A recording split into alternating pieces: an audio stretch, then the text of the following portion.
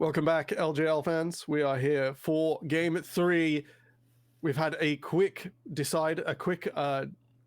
wow, words really do fail me. A quick evening up in this matchup where it's now one apiece after a pretty decisive game 1. So, with the long, drawn-out flankenting in game 1 and the swift demolition of the Hawks in game 2, what are you guys' wishes and dreams for each team? Which way do you think they need to adapt quickly to come into a game 3 victory? Oak, you go first. I think that if you're going to draft towards heavy front to back, big team fights from the Hawks, don't let the enemy's AD carry have probably the best disengaged AD carry in the game at keeping themselves self-peeled. I think that's pretty easy in that front. I think that there are a lot of picks we can change the way that these kind of team fights play out. Hell, if you had yourself a Poppy in this game, actually, instead of a Lee Sin, maybe that would have worked differently. Punt away the front line, allow you to actually play the more explosive fights without having to run through the 5 members, which deal with you really, really well. Lots of things from the Hawks, which I think can make their lives a lot easier if they understand what they're getting into in draft, and then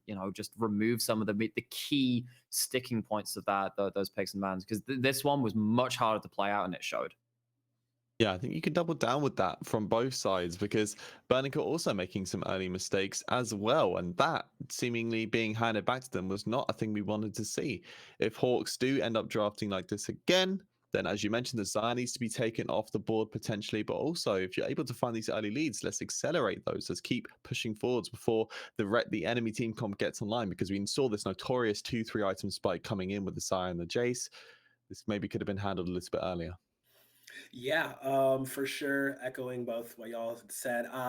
Burning Core, I think they need to keep up that tempo, keep up that pace.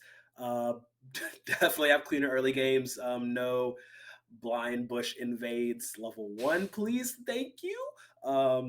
I mean, I really do like, Ray Farkian's Gragas does so much work. Maybe if they do decide to go for more disengage on the bot side, get Fujimoto on Tom Kinch. The chat has been clamoring for it. I have been clamoring for it. It's time. Unleash the catfish. If necessary, bring him out. But definitely want Burning Core to keep up the tempo that they have and actually be proactive in the early game. I think you can all think those are quite reasonable. That is definitely doable on the Christmas list. No call for anyone this year. With the series now tied up, both teams have a difficult question. How will I power my steam trains temporal? This is a disaster. What am I doing? We'll have to see whether you can burn that core forwards or whether the Hawks will adapt and move around this difficult loss in game 2. We're going to kick it to the casters. RMC and Echo, take it away. Well, yeah, we're getting into game 3. The standings have evened up now. Things were looking incredibly Hawks favored game 1, and game 2, Burning Core stepped up and they were like, hold up. We're taking this thing, and then they win it. But we're coming into game 3, RMC. What do you think? What are you thinking, man? Well, for one, I think we've seen Burning Core's mental resilience after a very close game 1, which could have swung either way. Teams sometimes crumble after you lose such a close series, and then of course the early game that we've mentioned multiple times for game 2 now, it was really rough, and Burning Core just bounced back, no problem, didn't even stutter in their bounce back. And now the question, or the shoe, is on the other foot here for the SoftBank Hawks. Can they bounce back mentally here? And that to me is a big question, because regular season, best of ones all the way through. And it does feel like when the Hawks struggle in the early game, they kind of just fall apart come the mid-late game. So now we actually have multiple games to play within the same series. Can the Hawks bounce back? Yeah, and it's once again, it kind of feels like it's just you're kind of holding up this mirror, right? Because you can almost say it's the same for BC, right? It's like we saw in game 1, their early game kind of slacking. They did find some good opportunities, especially right in that Baron pit. They saw the opportunity that was handed to them, but the Church of Burning Core was like, here, I bless you, here you go. Wasn't enough at the end of the day for them to get that win, but regardless, they took that opportunity, fall a bit short. Game 2, they were incredible. I mean, maybe a little shaky there at the start, but then they found their groove, right? They found their rhythm, and then once they found that, they were able to just snowball that into a success. So really, game 3 is going to be about just, can they find that momentum? Can they keep it going? Do you think maybe this time around we see a bit more of a pivot into actually Flawless kind of focusing for this ball lane now that Yu has kind of shown that he is one of these like main players, or do you think it's still going to be this kind of jungle mid synergy that we've been seeing recently? I would like to see a bit more attention bot, but I don't think Burning Core is going to do it. It's just not what they've practiced or played for all season long. It's been the flawless dice show. We're not even seeing that many ganks into the top side for Ray Farkey. It's usually, the Korean duo activating together here, Echo. But of course, it does partially depend on the draft. And like we heard on the analyst desk, they would like to see adaptations and drafts coming through, even when Burning Core won. Our analysts aren't sold on necessarily how it worked out. I do like the Gragas pick. I do like the Xayah pick. And I don't think those two picks alone can form the backbone of whatever Burning Core want to flex into. And HAWKS here, if you are going to build a team fight composition, it almost feels at this point you have to ban that Gragas. The Xayah is a problem, but the Gragas is a bigger problem with disrupting your front to back fights here. So HAWKS definitely have to change things up. And I believe it was Nightmare who mentioned it. You could probably have picked the Poppy instead of the Lee Sin there if you're not playing to that early game. Blank is still refusing to play that win con of getting ganks going early. So if that's the case, pop in on something that scales up. The Viego was available that game. It got off the ban list here, for example. Maybe not the Lee Sin to come through. And other things that worked for them in game one, the Gnar top side as well. They blinded the Gnar the first game. They chose to blind the Wukong. And I think Wukong is much more punishable and has harder counters than Gnar really has. I also feel like it's like Namera was saying, right? You pick all of these, like the Wukong, you have the Rel, right? All of these great synergizing champions, but you pick it into Yuhi with the Xayah, who has like the most disengaged peel you could ever ask for when it comes to any ADC. So it's definitely going to come down to the comp, right? And I got to ask, when it comes to Burning Core, right? If I would assume that the HAWKS are going to take this Gragas off the table, what do you think they should pick instead? Ray Farkey's got a lot of other champions. The Darius has been permabanned. The Jace that we saw, in fact, we all thought was going to that top side initially at first, is another sort of blind pick that he can afford to do. I mean, there's the Graves if you want to default to that, though I'm still not a big fan of it currently after the Hullbreaker nerfs. We'll have to see. For now, though, Echo, Gragas has not yet been banned. And for our third straight game, the HAWKS are blue side, Burning Core red side. We're just seeing a repeat of the bans here coming out again. Burning Core here taking Ari and Renata off the table in the first two bans. We do see the Jace ban coming out from the HAWKS. A little, I don't know. I don't feel like the Jace was that big of an issue to get rid of in comparison to Ray Farkey's Gragas, but maybe there's something more of a strategy behind it. We do see once again the Rise being locked in here for the HAWKS, understandably so, was popping off pretty well in that early game, and overall was still a good performance from Dasher, but just ended up kind of falling behind. It didn't quite work out for him. Yeah, so in regards to the Jace here, I do think it's because they want to first pick that Rise, and we saw how effective the Jace was in stopping the Rise from being able to do a lot. Not to mention, the Jace is a flex pick, which can be flexed multiple lanes, and enables the Nidalee pick for a poke composition. Without the Jace here, I don't know if Nidalee is going to be the pick that we see come through for Flawless here. Now, Graves actually being picked up early. We mentioned Graves as a potential blind pick for the top lane, but it's worth noting that for Burning Core, Flawless plays the Graves more than Ray Farkey does, and it's actually Flawless's most played jungler. So if this ends up going to jungle, I feel like this is another reaction due to that Jace ban, and HAWKS, that Jace ban might see a lot of mileage in this draft. Yeah, and actually we do see the HAWKS actually hovering. Oh, they are going to go ahead and grab themselves a Xayah. They're like, well, you don't get to use it. You didn't secure it, so we're grabbing it instead. And I am also, I'm kind of curious. Do we see Flawless or do we see Ray Farkey picking up that Graves? And that also does put a bit of mental pressure onto the HAWKS here, because it's like, where do you expect this to go? And how are you going to ban and pick accordingly? But we do see now that's actually, and that's some big brain moves there. Now that they know that the ADC is off the table, right? They go ahead and lock in the Rel as well, because this time around, there shouldn't be anyone with as much disengaged, but the lock-in coming with the Ziggs. Okay, we're getting spicy in game number 3. It is, and I love it, because Ziggs used to be a pick you pick into the Xayah, in that you outrange her and you kind of get to attack from safety. Because if you're trying to play into Xayah, it's what happened last game when Yuhi had the Xayah. If you're engaging into her, the Blade Call just does so much damage here, but Ziggs gets to play outside that Blade Call range for the most part. So I'd love to see it sent bot for Yuhi rather than mid for Dice here. But even mid, it actually works into Rise as well, because one of the answers to Rise is outrange him. If he can't hit you, he can't do damage. So I love the adaptations coming through from Burning Core already. But HAWKS, this is a strong scaling composition with Xayah and Ryze, especially if Xayah isn't going that lethality style build. The crit build is still viable and does a lot of damage late. And more importantly, right now, they're daring Burning Core to pick a team fight and play into them. Depending on what jungler and top lane HAWKS pick, they could still go for that 4-1 or, you know, some other style compositions where they get flanks going from the jungle potentially. They don't have to all in the team fight. Yeah, absolutely. And Burning Core opting to go ahead and ban away the Poppy here. Don't want to see that coming out again. And we see HAWKS taking away the Gragas just in case they want to be absolutely certain. Wow.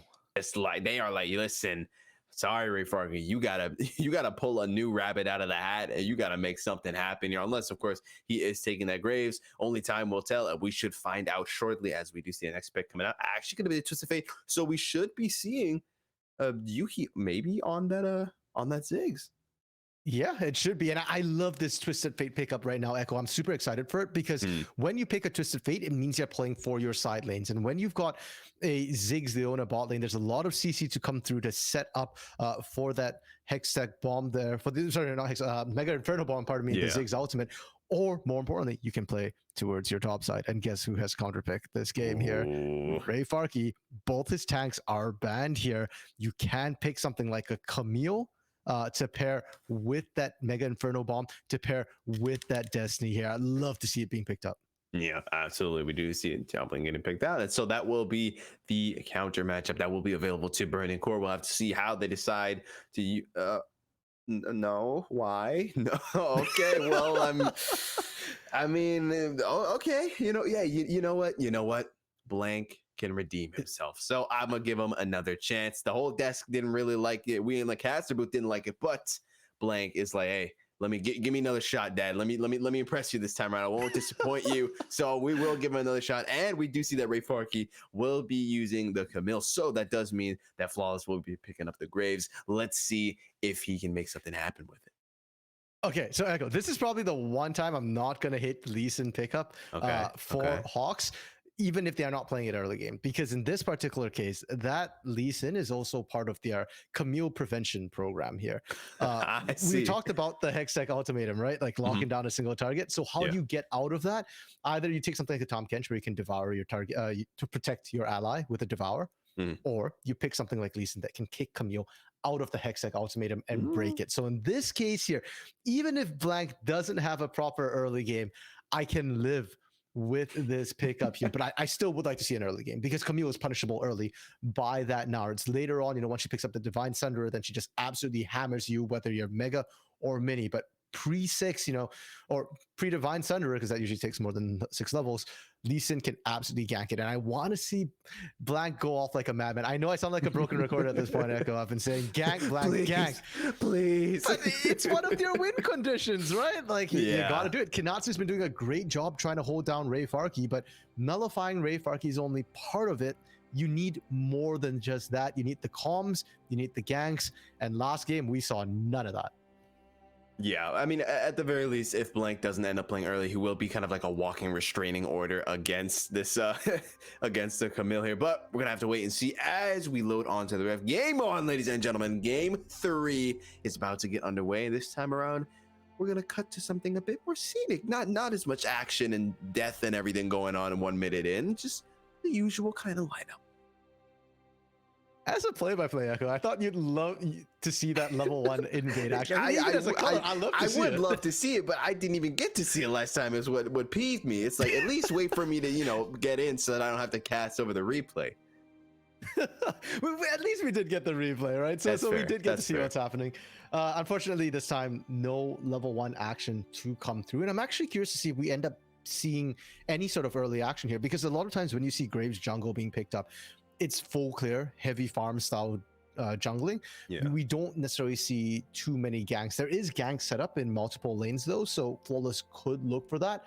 And well, we've seen Black before. Black doesn't like to gank early very much, so I'm not expecting to see HAWKS be the aggressors in this early game, at least not from the jungle. If anything, maybe from the lanes, maybe bot side, and hey, maybe Liner roams up to mid lane again. If you can catch a Twisted Fate, Ryze does win those trades. Yeah, absolutely. And we do see that AI Blitzcrank here once again favoring the HAWKS, but take it with a grain of salt, Burning Core fans. He did say that last time around as well, so we'll have to wait and see. But we do see these power spikes, so we are seeing it once again, right? The Hawks, we talked about it in game 1 and game 2. They are eventually, at the end of the day, still going to outscale Burning Core here. But do they outdamage is the question, as Fujimoto has gone in maybe a bit too deep, though. Bit of damage coming out, but Yuhi doing also quite a bit of damage here, doing a little bit of 1-2 action here onto the Rhino. Tell you what worked last game, Echo. This Rel pick for Lina looked good. Even in their losing team fights, it still looks on. And I love the aggression that this Rel is putting down onto Fujimoto immediately. Because one of the things with Leona too is that if you're behind us, Leona, if you can't engage, if you're low on health, you're kind of useless and you can't really do much there. So applying that pressure onto Fujimoto early, you love to see it. Ziggs can't quite match that Xayah either in these extended trades, especially if Xayah starts with that W. Yeah, absolutely. And this trade's coming out in this top lane. Ray Farkey trying to just get something up, but it is going to be a bit of a slow start for him. So he's just going to have to bide his time, work his way up. Meanwhile, Dasher is in quite the gankable position. However, as we were saying, right, Flawless is definitely going to be kind of power farming, looking to get those levels up, looking to get that money up. Not much of a early game gank this time around, and Dasher still putting the hurt onto Dice here. It's so sad to see. It's such a good spot, but Flawless is like, no, I need my money. I need my XP first. Yeah, it's just the way the cookie crumbles. We say a lot of it does depend on draft in terms of where ganks will look to happen, where teams will look to play to. And DICE needs to recognize that as well and say, hey, I got to play a little bit more carefully. I don't get to step up right now. Rise notoriously weak in the early game, but Twisted Fate ain't much better. I mean, early game of Twisted Fate, all you do is kind of wave clear best you can, wait for that level 6, and that's when you really start to come online. Now, Flawless, though, sneaking topside here. No ward spotting him out here. Might look for the gank. Yep, this time around, Kinatsu might just be paying for the fact that he wasn't vigilant with his wards like in game 1. Flawless really biding his time here, hoping that the minion wave is going to shove just a little bit more. However, Kinatsu is about to get mega form, so now things will get interesting. If they decide to still go in for the gank, they will indeed. But a nice dash from Kinatsu and just nothing going to come out of it. Yeah, interesting decision to wait that long for Flawless there and then kind of go in on that Gnar when Ray Farkey was shoved in. The other thing that was kind of interesting to me was that Blank actually did go in invade. So they had a good idea that, hey, Flawless is probably topside at this point, doing Krugs roughly. So Kinatsu kind of knew that, hey, at the back of his mind, I got to get ready to hop out should I see the Graves. So they get out, Flawless doesn't waste any time whatsoever. And Blank might actually get to double scuttle. Yeah, looking like he will indeed. And so overall, that's going to be a whole lot of vision secured here for the Hawks. That's big. To see the flash, double flash coming out actually in this mid lane. Both mid laners burning that. Dice to escape, Dasher to chase, but nothing quite coming out of there just yet. The next, the first, I should say, Dragon is up in 10 seconds. It will be the Cloud Dragon. So we are going to be getting a somewhat useful soul, actually, dare I say. Maybe I'm just a little bit biased, but with that being up, we are going to have to see if we do see this kind of pivotal, like early Drakes coming, or if we see kind of in game 2 where it was put on the back burner for a while, and we more saw this kind of team fight for the Rift Herald and just in general trying to get picks. Yeah, I suspect more likely the back burner, but Echo. I am very sad. I am disappointed. My day has been ruined. Oh no. Blank actually went for the early gank and still couldn't pull it off. I am so sad. I mean, props to DICE for having the fast fingers on the flash. The moment Dasher went in, he was right out there. But yeah, I mean, come on, give Blank something, man. He's trying this game. He actually made an early action happen. Yeah. And now Flawless coming back to this top side again on Kinatsu. Kinatsu mini this time, no rage to go mega. Yeah, round 2, Flawless. You got to stop waiting, bro. You're running, like, get to it. And the longer you wait, the more and more Kinatsu's rage bar will build up. And so Kinatsu actually, he's playing it safe. He smells something is up here. Something's not right. Ray Farkey's a little too chill. Hook shot going in, though. We'll use the Hextech ultimatum. There it is to lock him down in place. Smoke screen coming out, and there is nowhere Kinatsu can go. The flash does not matter because you get hit with the sweep off your feet, and Ray Farkey picks up first blood. Well played there. Yes, Flawless waited kind of long, but I think they just want to make sure everything goes well. And no flash expended from either Ray Farkey or Flawless there, so no sums necessary. Kinatsu's is down. This top side is re-gankable. And remember back to our game 1 here. I know it feels like it's been a while here, but one of the win cons for Burning Core is Ray Farkey getting online and carrying. And this is the first game this series we've seen him on a carry. They're already playing towards it. They already got him first blood. Yeah. Indeed, looking good so far. Blank, just looking to see if there's anything he can take there. No real ganks available in this mid lane at the moment. So it's going to have to wait and see. Ooh, does hit the Q, but it gets stunned, so nothing quite coming out of that just yet. Just a little bit of damage instead. Flawless is there as well with the backup just in case. And Flawless actually already hitting level 6 before Blank. Blank definitely needs to get a move on here and level up if he doesn't want to be left behind. Yeah, and that's with Flawless spending a lot of times just sitting in bushes as well, waiting to try and get ganks off. And all you need is one successful gank pretty much. And with the Graves power farming as well, he's managed to maintain his pace here. Now, for all that Flawless is doing well, it's worth noting that in the mid lane, Dasher has been pressuring Dice constantly here, and Flawless has not looked to relieve that pressure. So Dice falling a little bit behind, and because you are a TF into a Rise this time, yes, you do have Destiny to move to side lanes, but keep in mind, Rise can do the same. It's a bit shorter range, but he can bring a friend. So we'll have to see the first big ultimates from both these mid laners here. The impactful one, where do they look to go to? Do they try and get Ray Farkey further ahead for Burning Core, or are they actually going to try and play towards this dragon, try and help Yuhi and Fujimoto get some space here? Yeah, I was gonna say, right, because that's like the main issue we were talking about, right? You pick up this TF because you want to be able to help those side lanes, right? Especially with that ultimate coming out.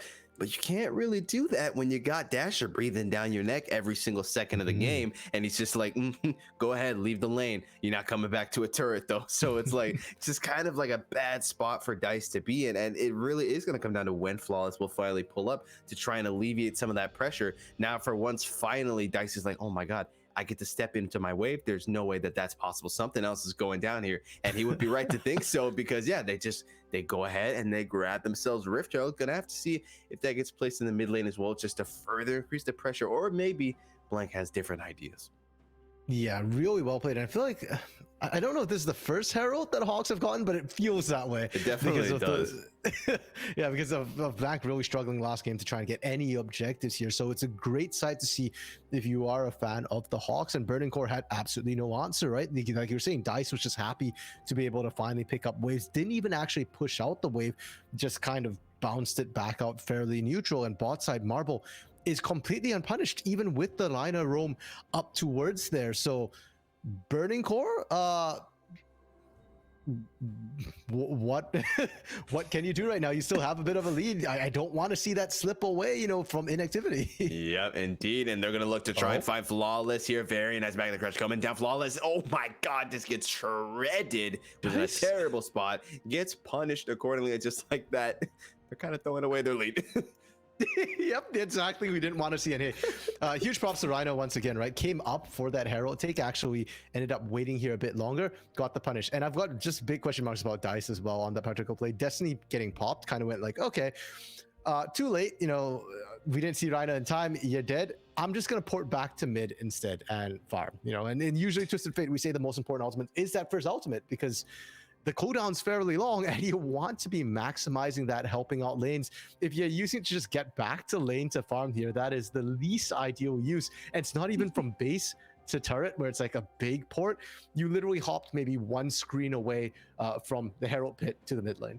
At least we've moved on from TPing to grab a little wave. Now we're just using the Destiny to get that. So you know what? I'll take those. It's you got to take the wins where you get them. With that being said, Dice once again getting the Dice treatment. He's getting pushed into his turret. There's nothing to do. Look at that. He's like, Flawless, please, bro, help me. He's looking at him like, please, dude. They're spawning. What more must I endure before you come help me? And they're gonna drop that Rift Child down. Is gonna crash. So that should secure them a plate or two here. And actually, Flawless almost going down there. Close call to say the least. Ignite coming out. However, the damage from the arrow won't quite hit him there. So he will live to fight another day. And they'll get a little bit of turret planage. Maybe that's the wake up call. Flawless realized that he's like, maybe I need to help out Dice here. Yeah, that was actually a really bad series of events for Burning Core. First of all, Dice ran out of mana, and that's why Dice was looking to back right there. And Shark coming out in the flash. Oh my god, that was way too close. But Flawless is here, and a lot of damage on the collateral damage. But is it going to be enough to smite to try and get some healing? But it does not matter. Blank hits him with a 1-2 kick away, takes him out. And just like that, things are looking slightly Hawks favored, ever so slightly. They're reeling in the tempo of this game. I mean, okay, I got to go back to the mid because I didn't finish explaining it, and it leads into this play, right? Like Flawless sticking around. That was a little bit of overconfidence there. You can't step into range of Dasher, had to blow flash, and that leads into this play. Flawless flash down already, rotates towards that top side late, and Ray Farkey is being punished. You saw Dasher, you saw Blank moving up, and even if you didn't, you've got to keep in mind the possibility of a realm orb. So it's just like, okay, didn't quite think that one through here. Actually, no, there's no excuse. Blank cleared a ward. Flawless, you knew they were rotating up. You had no business whatsoever sticking around there. Yeah, no, that goes in right and decides he's gonna take this fight, hits him with the collateral damage rather than just backing off, and then just gets hit. I mean, just hits him with the 1-2, absolutely demolished. No smite healing is gonna save you from your fate. Gets taken down, and now they're gonna look to find some revenge here in this mid lane. Gonna go gold. Rest in peace, Dasher. He's not getting out of that one alive. Trying his damnedest, but not going anywhere. You know what? I'm starting to hit the point, Echo, where I think that Burning Core just need to throw a couple of kills to warm up every game right now, because it's the same thing, right? When Flawless just randomly dove a turret last game, and then like after 3 kills went over, Burning Core was like, okay, guys, let's get serious, let's end this. And then right now, you know, Flawless kind of dies top for no reason, and Fujimoto starts roaming, and suddenly they're looking pretty decent here. Oh, Ray Farkey taking a bit of a bad charade there, though. Kinatsu was able to get that mega form, so he's not to be meddled with. Blank looking for an opening to try and get to reduce the TP coming out. This might just be the breakup of a fight. The realm war coming out as well. Fujimoto, they have to leave him for dead. He got caught out on the wrong side of the wall and gets taken down. Nothing they can quite do there, but they will set up here in this bush, and so many CC coming out onto Rhina. Nothing he can do. I mean, he's just a support. Come on. They just absolutely decimate him, trying to find Dasher. The gold card is huge, and they're gonna take him out. Blank with the ultimate under turret, but Dice is gonna go gold. Turret doing so much damage. Can they take him out? He will get that double kill at the very least. Flawless will finish the job, but at what cost? At Flawless, it's an acceptable cost. Yeah, you got the kills for most fair. of that fight here. And considering how that fight started, it did not look good for the side of Burning Core here. Kinatsu, though, going to be more than happy to pick up all the plates. And with the way the fights break out right now, the thing is you have to track the mid laners because both of them have globals here. So Dice comes in first, and that looks good for Burning Core. But if everybody backs out, you should have just disengaged at this point because Realm Warp is available as well. I don't even think Dasher necessarily needed to TP all the way up. I think he could have walked in anyways and still found that fight. But hey, that's the globals for you. They're nice and fast. And the fact that Burning Core actually pick up kills in the back end of this is to their credit, I think, and just shows the aggression, the comfortability they have, you know, when they think they're in a decent spot here. If they're ahead, this play goes way better in their favor, but because they're even, Blank is at least able to trade back. Yeah, we'll still pick up that double there. So, you know, not all for naught there. And nice to see that the first drag is actually taken down. I didn't even notice it at any point just because it was on the back burner for so incredibly long. The next Rift Herald is up on the map, and we're already seeing Flawless slowly but surely shifting his way up there. So we're probably going to see them trying to take that and try and get some use out of it. And just looking at the tower plating, gold 900 coming up for the Hawks, absolutely zero from Burning Core. You don't like to see that. I'm very confused, honestly, Echo. Yeah, you don't like to see that, but the fact that Burning Core is still even in gold, pretty much, you know, they're only down 800 gold. How are they doing that? They're not even winning CS in lanes here, so I'm quite baffled at this Herald being started up by Flawless, but they're being chased out here.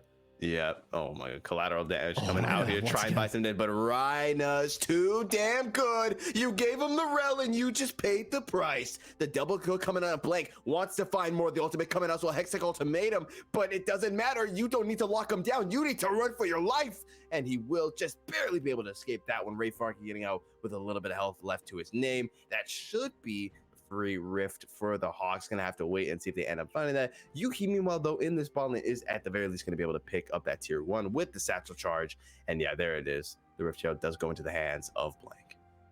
But that turret on the bot side did not give a single plate over to Yuhi. We were past the 14-minute mark, way past the 14-minute mark before he got any plates off of it here. So not very worth it. And again, with this Herald play here, I think Burning Core just getting a little bit over aggressive when they're falling behind here. They're trying to force these plays. You can't afford to do that. And they didn't have the proper vision set up to spot all of them collapsing in. And for all our complaints of LJL Lee Sin, specifically Blank's Lee Sin here, Echo, I think we might have to change our tune a little bit because this is hashtag not my blank. But hey, I like it. 4-1-3 Lee Sin at 16 minutes. This is the type of Lee Sin we want to see, even if it's not the type of Lee Sin we expected to see. Yeah, definitely. Still a welcome change, to say the absolute least. And now we see Rifto being spawned here into the mid lane. You're going to crash right into this tier 1. At the very least, take that out. We even saw the Mega Inferno Bomb coming out. Wasn't enough to stop him. Is going to crash into it. And he's just going to be left for dead. Rest in peace, Shelly.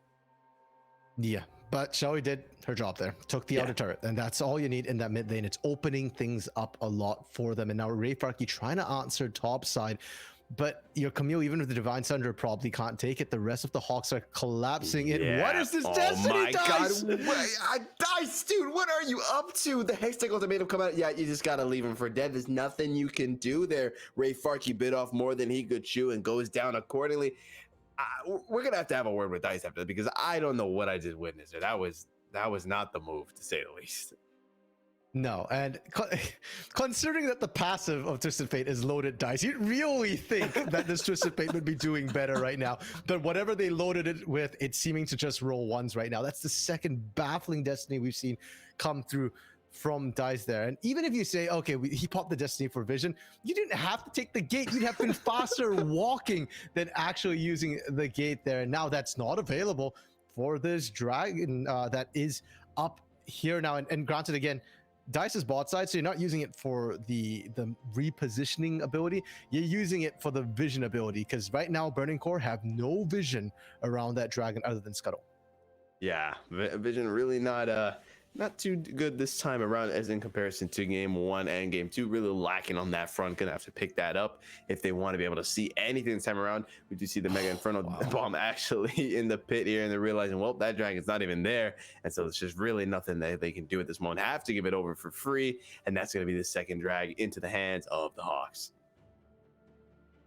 Very sad, Echo. I mean, this composition from Burning Core, I liked it a lot in draft. Yeah. I like the idea of it, but the actual execution has left me wanting more in every which way. And Rayfarky in this top lane was doing well early on, was winning out, and now has kind of just bounced out with Konatsu. Konatsu successfully nullified Rayfarky here, and granted, I think Rayfarky will outscale eventually, but it's taking so much more time. And Yuki Fujimoto, this bot lane Yuki, who has been doing so well this series, this game, a lot more muted, is down CS, and so far hasn't been able to contribute to any team fight. The Mega Inferno Bomb has been used to wave clear, has been used to check objectives here, and ideally you want to have it to pair with that Hextech ultimatum. If it's always down trying to control your map here, it's not there to actually find kills and fights.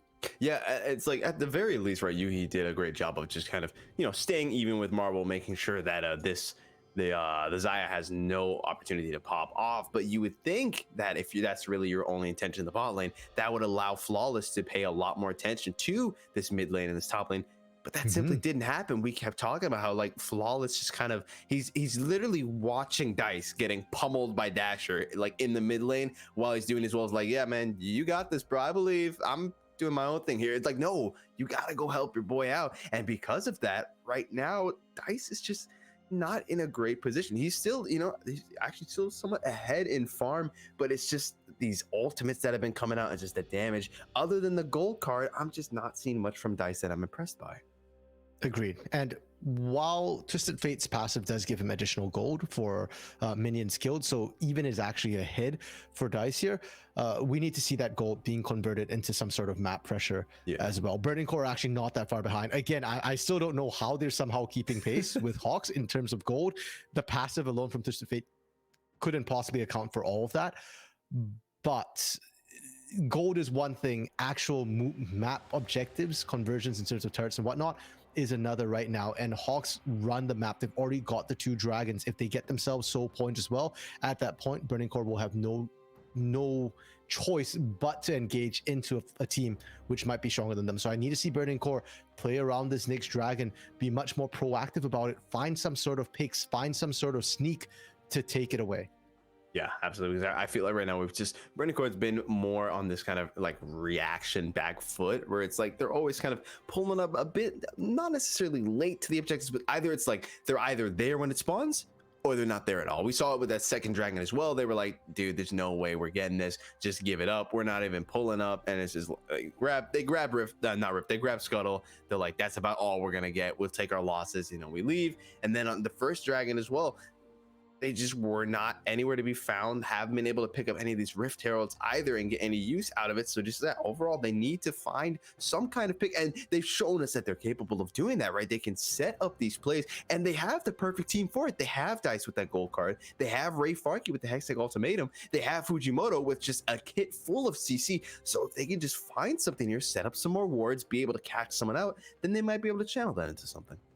Yeah, and the fact that Fujimoto only has 1 assist right now is very telling, right? Yeah. They're not bringing that CC to bear quite yet. But for the side of the Hawks, they're sitting nice and comfortable. The scaling from Dasha and Marble is definitely kicking in. You can see how difficult it is for Yuhi to actually step up into Marble and fight here. And because they picked up those 2 early dragons as well, they're just waiting for the next dragon to spawn. They're not in a rush. In a minute's time, hey, Burning Core, we'll meet you at dragon at that point in time. And either you come fight us, or we take this, put ourselves at Soul Point. There's, you know, they don't even have to rush for turrets either. They took all the outer turrets down. And if anything, I think taking turrets is going to get more difficult for Hawks because the Division 9 has to move up. Yeah, and trying to find something here, but you didn't run the numbers. They will find the kill on Dasher, but it's looking to me like they're all about to be shut down after that. Super Death Bomb coming out. Dice, first one to fall. Ray Farkey's got to run for his life. Marble hot on his tail. However, is not quite going to be able to get him. They will get out and will go 1 for 1 in total. Both mid laners are going to fall.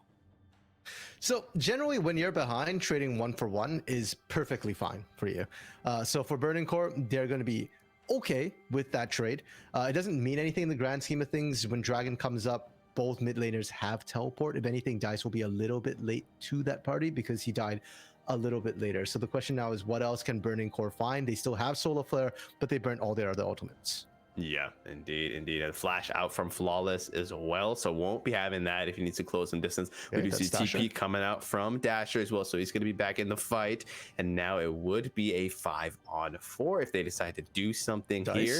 Maybe we just see an Infernal Bomb try and go for the steal. Nah, not quite going to come out there. Nothing really they can do there. And so with that, that is Soul Point. And the Realm Warp, they see Dice and they're like, hey, remember that gray screen? You're going right back to it. But a lot of stuns actually coming out. They might just find something here. It's so close. Rhino will just barely survive. Fujimoto running for his life. Just barely going to get out of that one. The Blade Call not quite going to find anyone. And Fujimoto, go back to base, please, bro. You are playing with forces beyond your control. I don't know how Fujimoto is allowed to walk away from that, but just barely survives. But overall, Burning Core still, they once again, right, they lose Dice, but at the very least, that's about all they're going to lose. Hextech Ultimatum on Marble, that might be huge. And the collateral damage there to just help Ray Farkey secure the kill there. Not kill stolen, kill secured.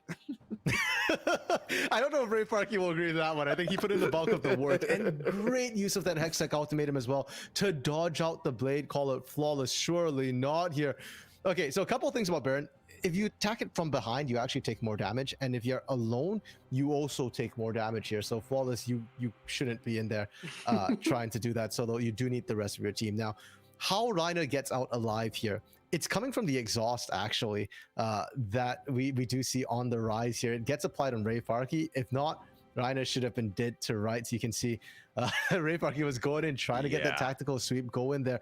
But the problem is, sure, you survived, and like you said, Reiner needs to back up, but the rest of the Hawks here are no longer in a good position. They're no longer in a healthy position here. They've burnt a lot of their ultimates, and the turret going down kind of evened things up in terms of immediate gold and tactical advantages. That's it. Hawks still threaten that Infernal Soul soon enough here, and once again, Burning Core have to win that fight, but it feels like game one all over again, Echo, where everything's on a knife's edge. Both teams can win, and we're starting to see Burning Core's damage scale up. Yeah, definitely, right? Replay of kind of a match one where honestly it's too close to tell. Really, anything can go down. It's really just coming down to the one man pick, and then that could just seal the deal for either team, as we just saw in that fight. It's gonna be a close one, to say the absolute least. A lot of damage is coming out from Flawless now, as well as he was able to pick up some of those kills. Yuhi's still 0-0-0, so I mean, hey, you know, that's a flawless score in my book. Regardless, he's farming well, you know. So I don't know how that's possible, seeing as, you know, your team has 7 kills, but yeah, you know, it is what it is. Yeah, I feel like Yuhi's getting robbed here. I mean, he's doing damage. I'm sure if they showed us damage charts, you'd see that Yuhi isn't just, not at any fight here. The Mega Inferno Bomb is chunking. It's just unfortunate that he can't quite get the kills. Oh my god, and the precision protocol is damaging as well. Kinatsu is just getting hit after hit. Did go Meganor, and that was huge. He hit him with the bait of the century. Dice gonna get kicked against the wall, flattening against the pavement, and he's gonna go down as well. Solar Flare gonna get dropped by Fujimoto so they can make an escape. And just like that, I mean, that fight was looking in Burning Core's favor, and Hawks was like, no, we don't do that around here. Yeah, no, the Hawks, it was a bait. It was a trap. You called it right when you called Kinatsu the bait of the century there. Dasher was just waiting off in the wings. If Dice had managed to get in there, even one gold card off, that fight wins for Burning Core, because Kinatsu's rage bar wouldn't charge up fast enough and he'd have been stunned. But because Dasher was there to interrupt, well, congratulations, Meganar into the wall. But it shows you how scary things are already, that Ray Farkey can do this a level down from Kinatsu without backup here.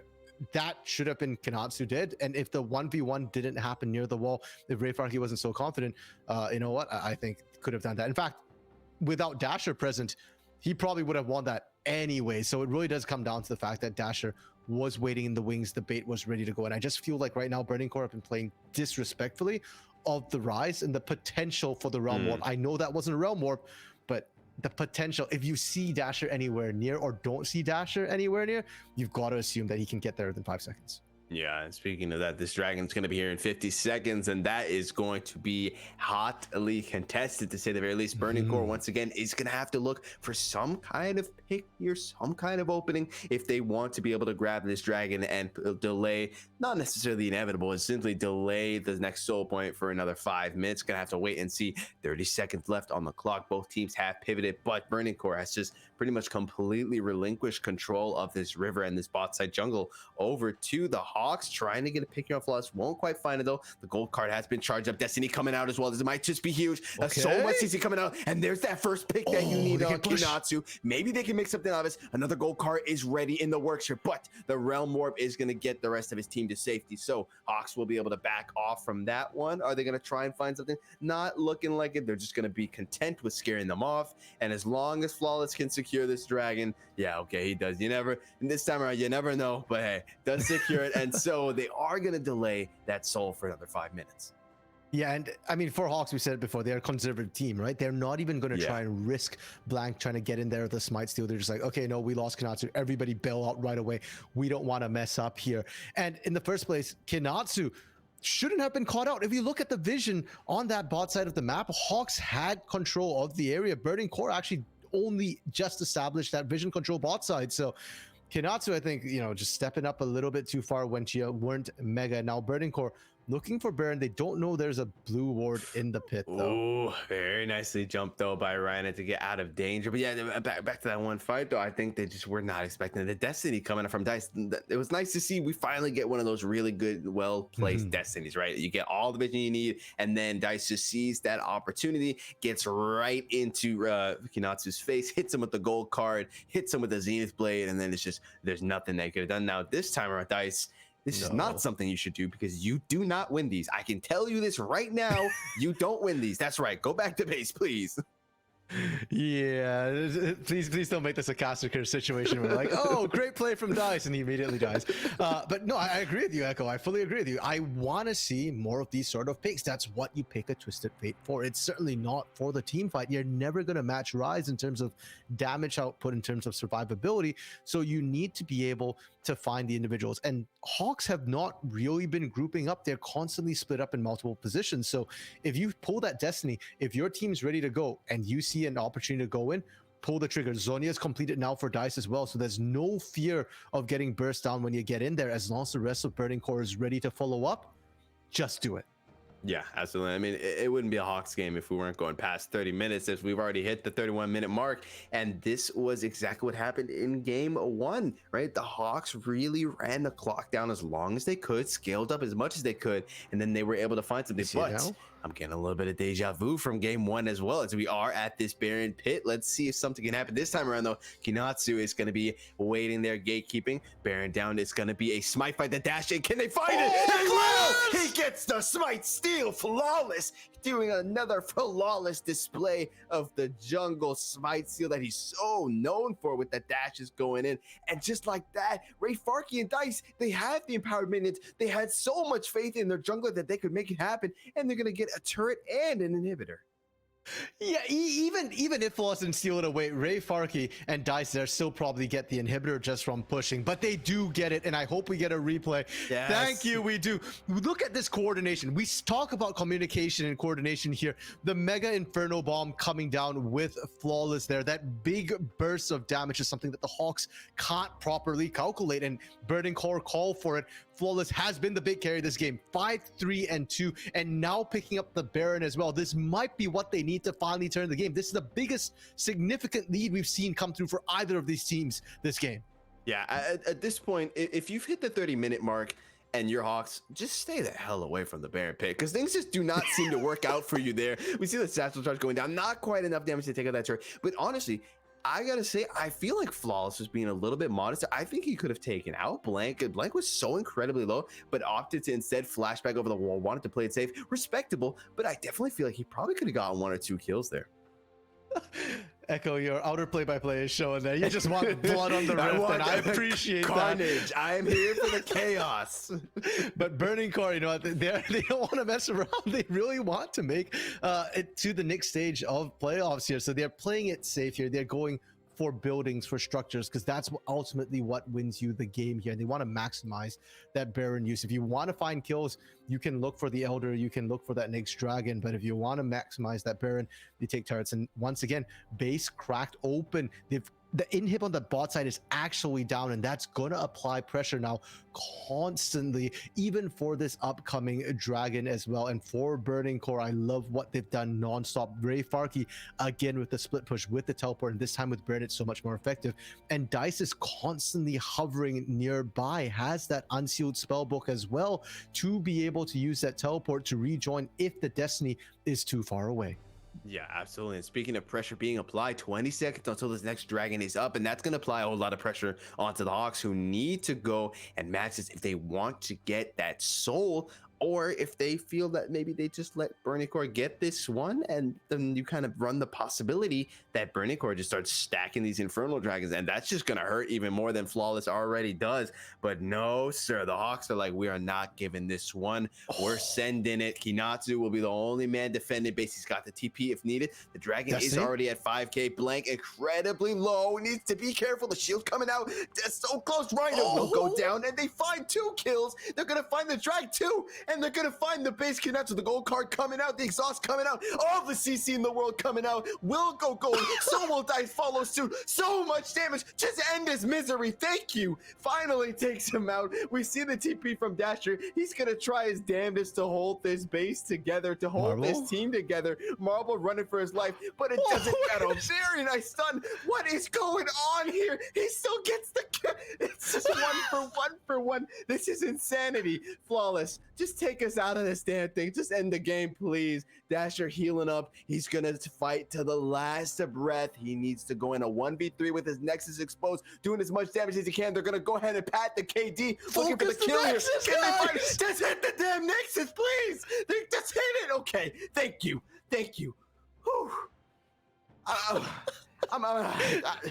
At 20 years old, you should not have high blood pressure, but that game might have just done it to me. I'm not gonna lie. Echo, but we ain't done yet. This is only game 3. We've got at least 1 more game to come through, and most of us here on the desk, caster or analysts, were expecting a full 5-game series to come through. But my goodness, at the end, I could almost hear Ray Farkey screaming, "End it! End the game!"